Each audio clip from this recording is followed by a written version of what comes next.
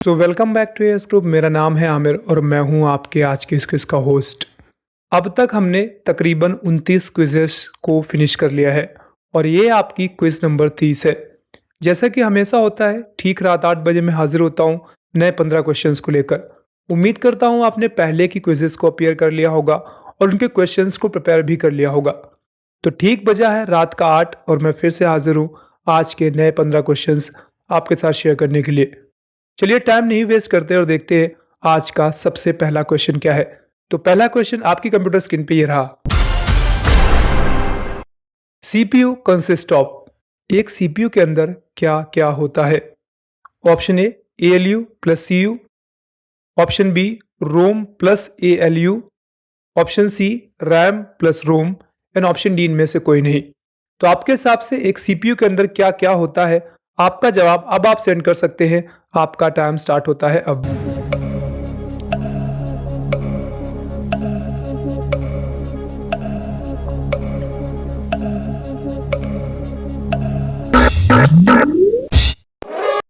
उम्मीद करता हूं आपने अपना जवाब अब तक सेंड कर दिया होगा। अब समय है आपके द्वारा सेंड किए जवाब को वेरीफाई किया जाए और देखा जाए जो अभी आपने सवाल का जवाब भेजा है वो सही है अथवा गलत। देखिए, रोम तो बिल्कुल भी नहीं हो सकता। रीड ओनली मेमोरी ये प्रोसेसर का हिस्सा नहीं है। हाँ, एएलयू है और सीयू भी है। तो इसका पहला जवाब सही था, ALU plus CU, arithmetical logical unit और कंट्रोल यूनिट। बाकी आप यहाँ पे एएलयू तो है बट रोम नहीं है, रैम रोम दोनों ही नहीं है और नन का तो कोई सवाल ही नहीं उठता क्योंकि ऑलरेडी यहाँ पे जो पहला ऑप्शन है वो है। उम्मीद करता हूँ आपका जवाब सही था। चलिए बढ़ते हैं आज की क्विज के अगले क्वेश्चन की ओर। अगला क्वेश्चन आपकी कंप्यूटर स्क्रीन पे ये रहा। विच mobile works on iOS model? कौन से मोबाइल फोन्स हैं जो iOS मॉडल पे काम करते हैं? IPhone operating system, option A Samsung के, ऑप्शन बी माइक्रोसॉफ्ट के, ऑप्शन सी एप्पल के एंड ऑप्शन डी ये सारे के सारे iOS मॉडल पे काम करते हैं। ये क्वेश्चन रिपीटेड है, इससे पहले एक बार मैं इस क्वेश्चन को आपके साथ शेयर कर चुका हूं और इसका जवाब भी मैं आपके साथ शेयर कर चुका हूं। तो पहले कोई क्विज आपने देखी होगी तो आपको इसका जवाब पता होगा। चलिए जल्दी जल्दी से अपने आंसर सेंड कर दीजिए। इसका सही जवाब क्या है? आपका टाइम स्टार्ट होता है अब।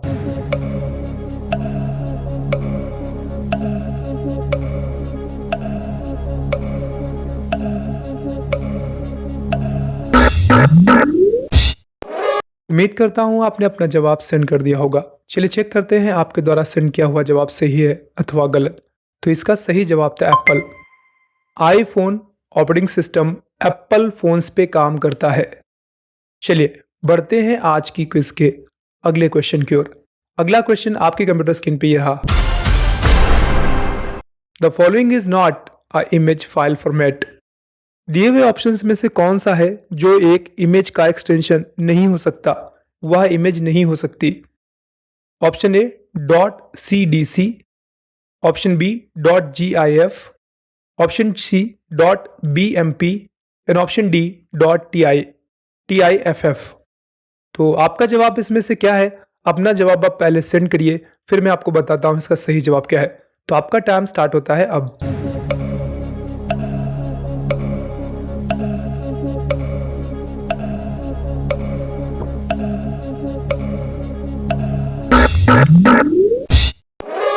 तो इसका सही जवाब है .cdc। जी हाँ, .gif एमिनेटेड इमेज होती हैं जो मूव करती हुई इमेजेस आपको दिखाई देती है। .bmp अगर आपने पेंट में कभी कोई चीज़ ड्रॉ की है तो जब आप उसको सेव करेंगे तो bmp फाइल बन जाएगी। .tif जो भी प्रिंटर्स होते हैं, प्रिंट करते हैं बड़े बड़े फ्लैक्स बैनर्स, वो tif फाइल्स को प्रिंट करते हैं। तो .cdc ये एक्चुअल में इमेज का फाइल फॉर्मेट नहीं है। चलिए बढ़ते हैं आज की क्विज के अगले क्वेश्चन की ओर। अगला क्वेश्चन आपकी कंप्यूटर स्क्रीन पे ये रहा। What are the file extensions for the animated images? वो इमेजेस जो मूव करती हैं, एनिमेटेड होती हैं। आपने कई बार देखा होगा इस इमेजेस को जो मूव कर रही होंगी। तो आपसे पूछा गया है उनका एक्सटेंशन क्या होता है? .jpeg, .gif, .mp3, .mp4। तो ऐसी इमेजेस का एक्सटेंशन क्या होता है? अपना जवाब अब आप सेंड कर सकते हैं। आपका टाइम स्टार्ट होता है अब।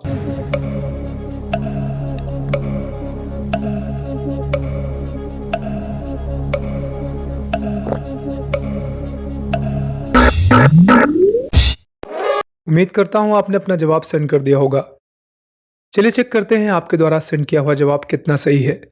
इसका सही जवाब था .gif। नीचे वाला MP3 है, ये तो ऑडियो फाइल फॉर्मेट है जो कि गलत था। .mp4 वीडियोस का फाइल फॉर्मेट है जो कि गलत था। और .jpeg ये स्टेबल इमेजेस होती है। जब आप किसी की फोटो क्लिक करते हैं तो वह .jpeg में ही सेव होता है। .gif वो फाइल्स होती है जो मूव कर रही होती है। आप अगर इंटरनेट से कोई भी ऐसे मूव करते हुए फाइल डाउनलोड करेंगे या आप GIF डालकर सर्च करेंगे तो वहां पर आपको एनिमेटेड इमेजेस मिलेंगी जो मूव करते हुए दिखाई देंगी। तो इसका सही जवाब था .gif। उम्मीद करता हूं अगली बार से आपको याद रहेगा। चलिए बढ़ते हैं आज की इस क्विज के अगले क्वेश्चन की ओर। अगला क्वेश्चन आपके कंप्यूटर स्क्रीन पे ये रहा। Which of the following does not use device drivers. आपको पता होगा अगर आपने कंप्यूटर में कोई भी एक्सटर्नल पेरिफेरल यूज किया है, ऐड किया है, तो पहले आपको उसका ड्राइवर इंस्टॉल करना पड़ता है। कुछ ड्राइवर्स तो अपने आप से ही इंस्टॉल हो जाते हैं विंडोज अपडेट होते ही, कुछ को आपको अलग से इंस्टॉल करना पड़ता है। तो इसमें सवाल पूछा गया है अगर आपको इनमें से कौन सी चीज यूज करनी है जिसके लिए आपको ड्राइवर नहीं डालना पड़ेगा। माउस यूज करने के लिए आपको ड्राइवर नहीं डालना पड़ेगा, टच स्क्रीन के लिए नहीं डालना पड़ेगा, प्रिंटर के लिए नहीं डालना पड़ेगा, या विंडोज डिफेंडर के लिए नहीं डालना पड़ेगा। थोड़ा सा ट्रिकी क्वेश्चन है, वैसे थोड़ा सा आप दिमाग लगाएंगे तो आप इसका जवाब जरूर दे पाएंगे। पहले आप आंसर सेंड करिए, फिर मैं आपको इसका आंसर बताता हूं।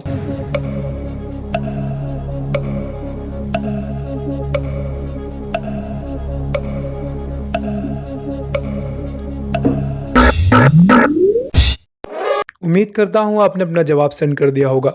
आंसर बताने से पहले मैं आपको एक चीज बता दूं, ड्राइवर्स हार्डवेयर के होते हैं, सॉफ्टवेयर्स के नहीं। माउस एक हार्डवेयर है, जब आप माउस लगाएंगे तो आपको स्क्रीन पे दिखाई देगा इंस्टॉलिंग ड्राइवर, और थोड़ी देर बाद माउस काम करने लगता है, मतलब उसका ड्राइवर इंस्टॉल होता है। Same to same touch screen के साथ है। ऐसे ही प्रिंटर जब आप लगाएंगे तो पहले उसका ड्राइवर इंस्टॉल होगा। लेकिन विंडोज डिफेंडर ये तो एक सॉफ्टवेयर है ना, ये एक एंटीवायरस है जो आपके कंप्यूटर सिस्टम को वायरसेस से बचाता है। तो ये एक सॉफ्टवेयर है, इसके लिए इसको ड्राइवर डालने की जरूरत नहीं है, ये ऑटोमेटिक काम करता है खुद से, इनबिल्टेड है ये। तो इसका सही जवाब था विंडोज डिफेंडर, ना कि माउस, ना ही टच स्क्रीन और ना ही प्रिंटर। इसका सही जवाब था Windows defender.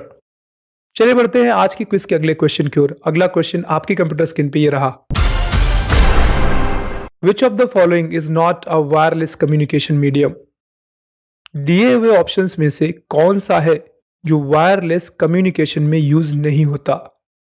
Option A wifi, option B Bluetooth, option C RSS and option D NFC। अपना जवाब आप पहले सेंड करिए, फिर मैं आपको एक्सप्लेनेशंस देता हूं। तो आपका टाइम स्टार्ट होता है अब।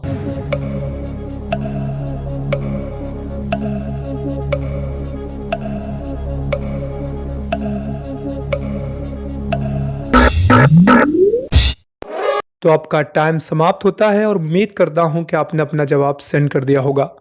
चलिए चेक करते हैं इसका सही जवाब क्या है। इनमें से दिए हुए ऑप्शंस में से RSS वायरलेस कम्युनिकेशन का पार्ट नहीं है। वाईफाई आपने यूज किया होगा, वायरलेस फिडेलिटी, और आपने ब्लूटूथ का भी यूज किया होगा। रही बात NFC की, तो हो सकता है आपने यूज ना किया हो, तो मैं आपको बता देता हूं। इसको कहते हैं नियर फील्ड कम्युनिकेशन। आसपास अवेलेबल जो भी नोड्स हैं उनसे कनेक्ट करने के लिए NFC का यूज करते हैं। जबकि इनमें से RSS तो वायरलेस कम्युनिकेशन का हिस्सा ही नहीं है। तो उम्मीद करता हूं अगली बार से आपको याद रहेगा, अगर वायरलेस कम्युनिकेशन की बात आएगी, वाईफाई, ब्लूटूथ और NFC तीनों ही वायरलेस कम्युनिकेशन में आते हैं। चलिए बढ़ते हैं आज की क्विज के अगले क्वेश्चन की ओर। अगला क्वेश्चन आपकी कंप्यूटर स्क्रीन पे ये रहा। In which form the data is stored in CD and DVD। CD और DVD में डेटा किस रूप में स्टोर होता है, सेव होता है। Option A analog, option B digital, option C A and B दोनों, यानी एनालॉग और डिजिटल दोनों, ऑप्शन डी इनमें से कोई भी नहीं। तो अपना जवाब अब आप सेंड कर सकते हैं। आपका टाइम स्टार्ट होता है अब।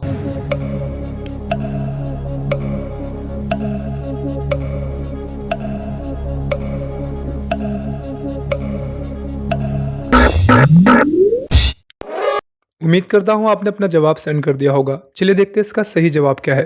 तो इसका सही जवाब है डिजिटल। सीडी और डीवीडी डिजिटल कंप्यूटर्स में यूज़ की जाती हैं, इसीलिए उनमें डेटा भी डिजिटल फॉर्म में ही स्टोर होता है।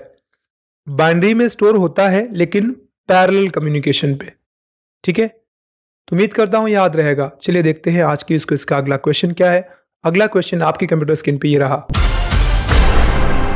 The programs which are permanently stored in ROM is known as. वो प्रोग्राम्स जो हमेशा के लिए रीड ऑनली मेमोरी में सेव होते हैं उनको क्या कहा जाता है? Option A hardware, option B software, option C firmware and option D romware. तो इसका सही जवाब क्या है? आपको आंसर देना है। आपका टाइम स्टार्ट होता है अब।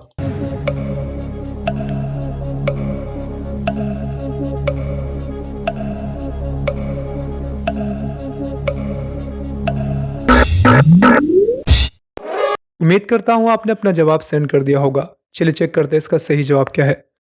तो ऐसे सॉफ्टवेयर जो हमेशा के लिए इंस्टॉल होते हैं, जिनको आप बार बार हटा नहीं सकते, उनको हम कहते हैं फर्मवेयर। तो इसका सही जवाब था फर्मवेयर। अब हार्डवेयर तो आपको रोम पे इंस्टॉल करने की जरूरत पड़ेगी नहीं, क्योंकि हार्डवेयर क्या इंस्टॉल होगा, वो तो हार्डवेयर है। सॉफ्टवेयर, टेम्परेरी सॉफ्टवेयर आप इंस्टॉल कर सकते हैं बेसिकली रैम पे या हार्ड डिस्क पे। रैम पे तो दिखते हैं आपको सारे, लेकिन जो रोम पे इंस्टॉल होता है उसे फर्मवेयर कहा जाता है। वो हमेशा वहीं पे रहता है, उसको आप इरेज नहीं कर सकते। और ये रोमवेयर तो है ही नहीं कुछ फिलहाल। इसका सही जवाब था फर्मवेयर। चलिए बढ़ते हैं आज की क्विज के अगले क्वेश्चन की ओर। अगला क्वेश्चन आपकी कंप्यूटर स्क्रीन पे ये रहा। Numbers in base 2 are called as. ऐसे नंबर्स जिनका बेस 2 होता है उनको हम क्या कहते हैं? Option A octal system, option B hexadecimal system, option C binary number system या binary numbering system and option D decimal system. जिनका बेस 2 होता है वो क्या है इनमें से? तो अपना आंसर अब आप सेंड कर सकते हैं। आपका टाइम स्टार्ट होता है अब।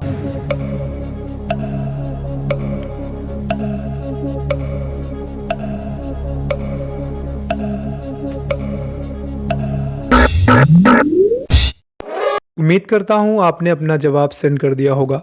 चलिए चेक करते हैं आपके द्वारा सेंड किया हुआ जवाब कितना सही है। तो बाइनरी का बेस 2 होता है, 0 और 1। ऑक्टल का बेस 8 होता है, 0, 1, 2, 3, 4, 5, 6 एंड 7। 0 को मिलाकर हो गए 8। हेक्साडेसिमल 16 होते हैं, 0, 1, 2, 3, 4, 5, 6, 7, 8, 9। A, B, C, D and E। जबकि डेसिमल की बात करते हैं तो 0 टू लेकर 9 यानी टोटल होते हैं 10। इनका बेस होता है 10, 0, 1, 2, 3, 4, 5, 6, 7, 8 एंड 9। 10 को काउंट नहीं करेंगे क्योंकि 0 ऑलरेडी अवेलेबल है। 0 और 1 से मिलाकर आप उसको बना सकते हैं। तो इसका सही जवाब था बाइनरी नंबर सिस्टम, जिसका बेस 2 होता है, मात्र 0 और 1। यानी बाइनरी नंबर में सिर्फ 0 और 1 ही आ सकते हैं आपके। चलिए बढ़ते हैं आज की क्विज के अगले क्वेश्चन की ओर। अगला क्वेश्चन आपकी कंप्यूटर स्क्रीन पे ये रहा। Which of the following is not part of information processing cycle? दिए हुए ऑप्शंस में से इंफॉर्मेशन प्रोसेसिंग साइकिल का हिस्सा नहीं है। Communication, output, storage and memory. आपके हिसाब से इसका सही जवाब क्या है? अपना आंसर अब आप सेंड कर सकते हैं। आपका टाइम स्टार्ट होता है अब।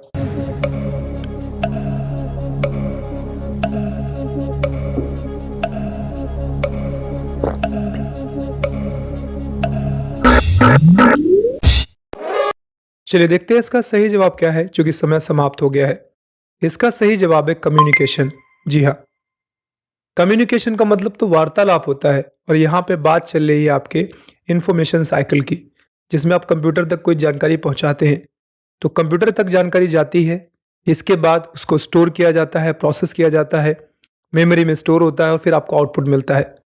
यहाँ पे कम्युनिकेशन 2 नोड्स आपस में करते हैं। हम कंप्यूटर से कम्युनिकेट नहीं करते, कंप्यूटर कंप्यूटर से कम्युनिकेट करता है। हम कंप्यूटर में प्रोसेस करते हैं। तो इसका सही जवाब था कम्युनिकेशन। चलिए बढ़ते हैं आज की क्विज के अगले क्वेश्चन की ओर। अगला क्वेश्चन आपकी कंप्यूटर स्क्रीन पे ये रहा। The capacity of 3.5 inch floppy disk is. Floppies कई प्रकार की आती है, 1.5 इंचेस, 3.5 इंचेस, 2.5 इंचेस। आपसे पूछा गया है जो फ्लॉपी है 3.5 इंचेस की, इसका मैक्सिमम स्टोरेज कितना होता है, कितना डेटा स्टोर कर सकती है? 1.40 MB, 1.44 GB, 1.44 MB and 1.40 GB। तो फ्लॉपी कितना डेटा स्टोर कर सकती है? आपका टाइम स्टार्ट होता है अब, अपना जवाब सेंड कर दीजिए।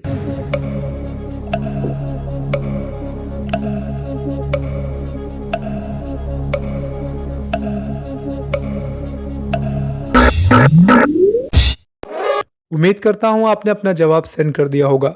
चलिए चेक करते हैं आपके द्वारा सेंड किया हुआ जवाब कितना सही है।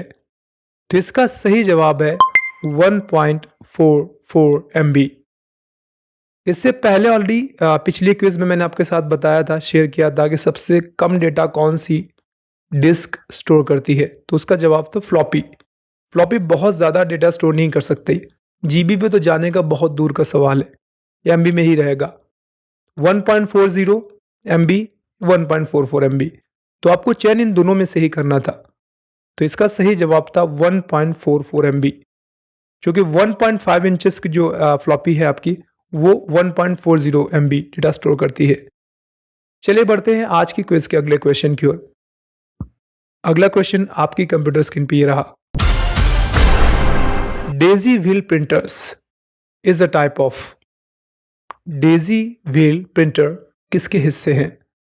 ऑप्शन ए मैट्रिक्स प्रिंटर्स के, ऑप्शन बी इम्पैक्ट प्रिंटर्स के, ऑप्शन सी लेजर प्रिंटर के, and option D manual printer के। तो अपना जवाब अब आप सेंड कर सकते हैं, आपका टाइम स्टार्ट होता है अब।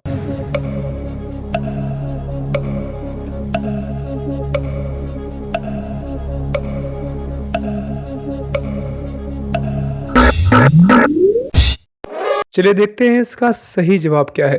तो इसका सही जवाब है इम्पैक्ट प्रिंटर्स। बेसिकली प्रिंटर्स दो प्रकार के होते हैं, एक होता है इम्पैक्ट प्रिंटर, दूसरा होता है non impact printer.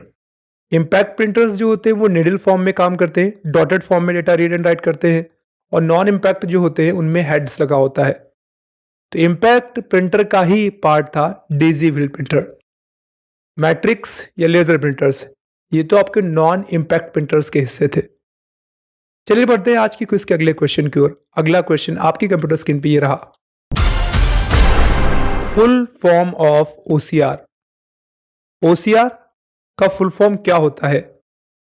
Old character recognization, all character recognization, optical character recognization, none of above. तो आपके हिसाब से इसका सही जवाब क्या है? अपना जवाब अब आप सेंड कर सकते हैं।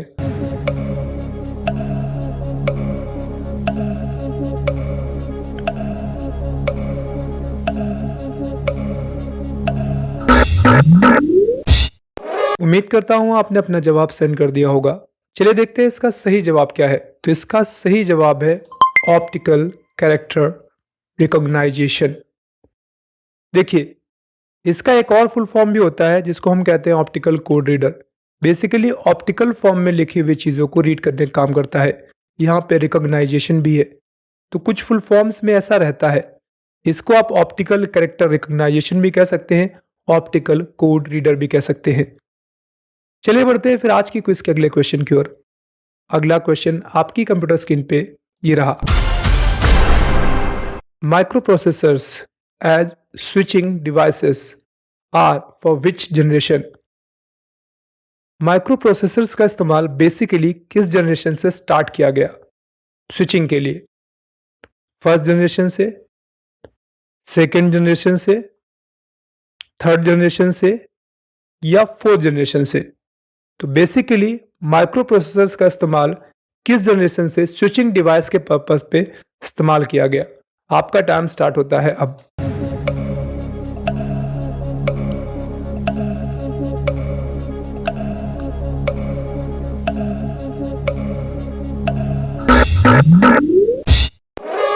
चलिए देखते हैं इसका सही जवाब क्या है। तो इसका सही जवाब था फोर्थ जनरेशन। फर्स्ट में वैक्यूम ट्यूब टेक्नोलॉजी, सेकंड में ट्रांजिस्टर टेक्नोलॉजी, थर्ड में आईसी टेक्नोलॉजी एंड फोर्थ में माइक्रो प्रोसेसर टेक्नोलॉजी। सही जवाब था माइक्रो प्रोसेसर फोर्थ जनरेशन में आया। चलिए बढ़ते हैं आज की क्विज के अगले क्वेश्चन की ओर। अगला क्वेश्चन आपकी कंप्यूटर स्क्रीन पे ये रहा। T means in RTGS. RTGS में टी का मतलब क्या है?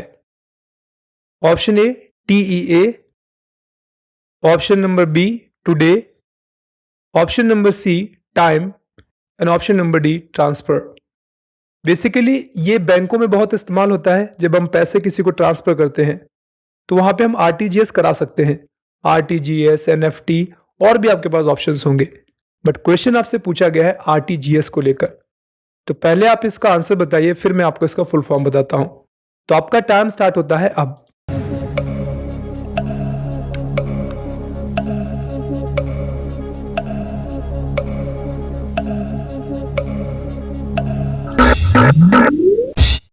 उम्मीद करता हूं आपने अपना जवाब सेंड कर दिया होगा और मुझे ये उम्मीद है कि आपने इसका जवाब ट्रांसफर दिया होगा।